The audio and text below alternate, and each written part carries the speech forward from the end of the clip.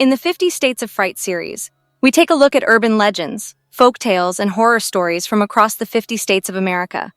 The stories of each state are different, and all its episodes are also independent. I have explained Season 1 stories in the previous video. If you haven't seen it yet, do check it out. The episode begins with Iowa State.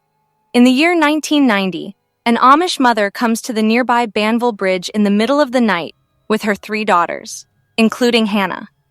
It was an overpass bridge made for the train where we see a train coming from a distance. Suddenly, Hannah's mother puts a rope noose around the necks of her 2 daughters and pushed them down from the same bridge. Seeing this, Hannah got scared as the next number was hers. Against her wishes, her mother puts a rope around her neck and pushes her down. Later, she also commits suicide by jumping. Here, Hannah's rope was loose, which made her hang in the air. Hannah struggles to remove the rope from her neck. She falls on the rail track where the train was now in front of her. She somehow steps away from the track in a panic and survives. Now the story starts in 2019 when Hannah, an electrical engineer, gets a call from Blake in the middle of the night. Blake was a maintenance worker. He says there is an emergency. I know you don't do field work, but there are no other engineers available at the moment. You have to come here. Blake asks Hannah to bring her helmet. Hannah was a design engineer for a wind power company. She didn't do field maintenance work. She kept her helmet up in the attic, which was gathering dust. Hannah was afraid of heights after her mother's suicide incident. She had acrophobia, meaning being afraid of heights. At heights, her heartbeat and breath used to be fast. She used to hear the sound of the train. Nervousness, fear, and panic attacks were common. Hannah climbs slowly on the straight and takes out her helmet. In her car, she starts going towards the windmill. The shortest way used to be through the same Banville Bridge, which no one dared to cross at night. It was infamous for being haunted after her mom's incident. Hannah takes a detour to the windmill where Blake was waiting for her. Blake says a turbine is down. It's going to take 2 hours for the backup team to come from Des Moines. We have in total 3 problems. The turbine's anemometer is not working. The wind speed reading and yaw angle are wrong. The blade alignment is wrong. If we don't stop this turbine, then it will fly. Debris will fall up to a radius of 5 kilometers. Blake points up and says that we have to climb it soon. So a traditional wind turbine has blades connected to a gearbox. The gearbox is connected to a generator, which is internally connected to a transformer. In the back of the turbine, there is an anemometer for wind speed measurement, which is connected to the velocity sensor. This velocity sensor sends wind speed and direction to a computer program that uses it to process and change the direction of the turbine in real time. The upper part of the wind turbine can rotate 360 degrees. As the wind changes its direction, the turbine also rotates. The turbine has to be always facing the wind to generate maximum power. The safe wind speed of a normal wind turbine is 55 miles per hour. Whenever the wind speed exceeds this, the program stops the turbine. It rotates the angle of the blades opposite to the wind direction to stop the lift. This stops the rotation and the turbine is not damaged. In case the velocity sensor was not working, the program kept the turbine running instead of stopping it. Hannah was horrified to see the turbine, which was 300 feet tall, and had to be climbed up to reboot the program. Oil was also leaking as well. Blake now starts climbing up and tells Hannah to climb 40 feet away. He threw the rope, which was in the shape of a noose. It was an anchor rope for safety. Hannah slowly starts climbing. After some time, Blake asks her, "When was the last time you climbed a turbine?" Hannah says only in training, and that too, only 30 feet. "I always work on the ground, installation, system integration, mechanics, etc." Blake laughs at this and asks Hannah not to look down as she had already climbed 90 feet. Here, Hannah was being hunted by a voice. Blake and Hannah rest on a resting platform at 100th feet. This time, Blake sent Hannah forward, and slowly Hannah crosses 200 feet. Her hands were soaring. She rests for a while as the turbine started spinning fast. The rope that Blake had tied for protection gets stuck in the socket. He now starts climbing without it. Hannah notices that the screw on her next ladder is loose. She pulls out a wrench from her bag and uses it to tighten it. As she was putting it back in the bag, a black, shadowy shape figure says the words, "Almost there," in her ears. She panics and drops the wrench, which lands on Blake's head. Blake falls almost 100 feet as he was without safety. His hand and legs get broken.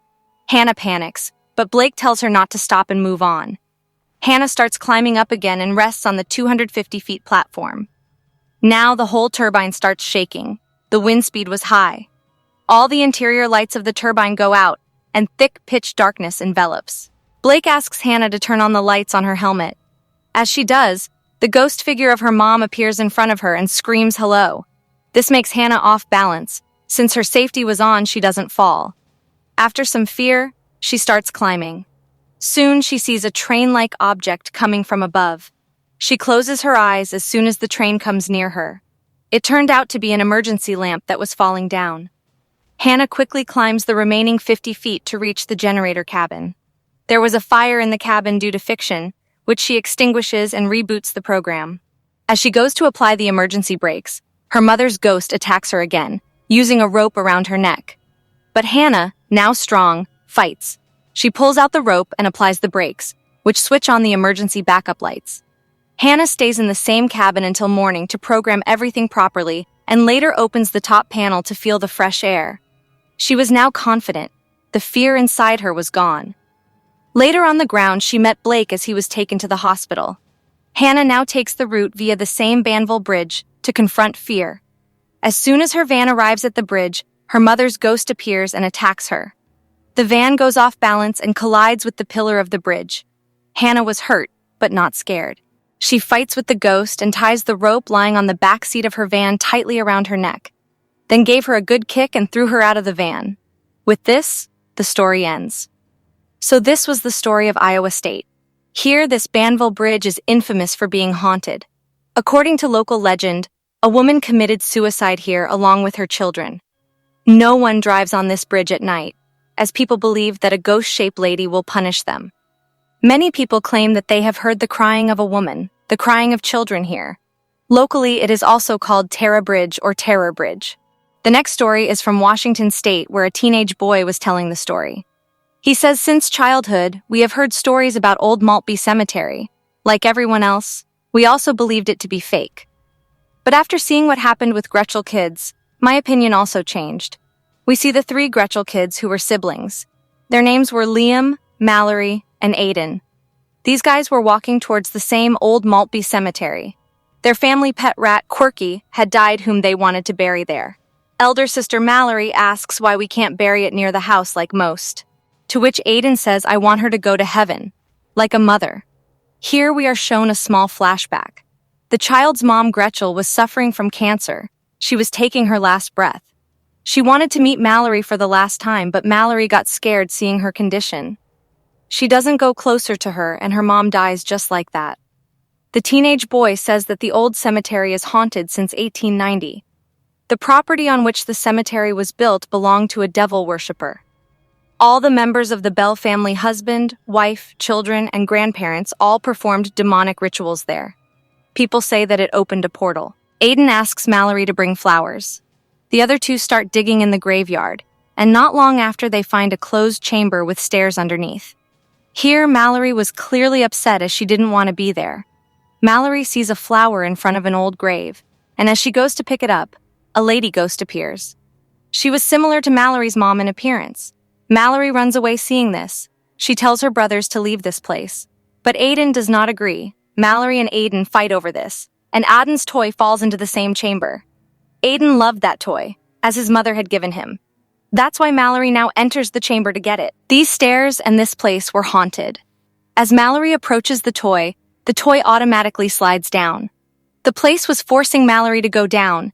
Aiden and Liam call Mallory from above, but Mallory does not hear anything. She starts going down. Liam now starts going downstairs to fetch Mallory when an old man appears out of nowhere, stopping the kids. Liam says his sister is in there and she needs help. The old man goes down by tying a rope tightly to his stomach. Mallory stops at a place inside the chamber where she sees the ghost in the same cancerous state.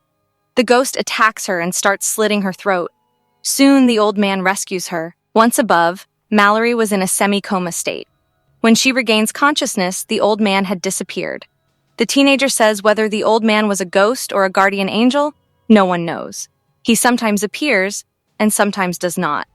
What Mallory saw down there was her personal hell. Many people have seen their own hell there. In the end, we see that Aiden enters the chamber to collect his toy. He also saw something there. Finally, it is revealed that this teenage boy is Aiden, who has now gone mad. He was narrating the story to his toy in the room at his house. So in fact, many people claim that they have seen some form of hell down there. Due to this haunted story, the government sealed those steps many years ago. People are not allowed to go there. So this was the story of State Washington and Iowa. I hope you will like my stories. In the next video, I will explain the stories from the states of Colorado and Missouri. So if you are new to the channel, then do subscribe, like, and share. Thanks for watching.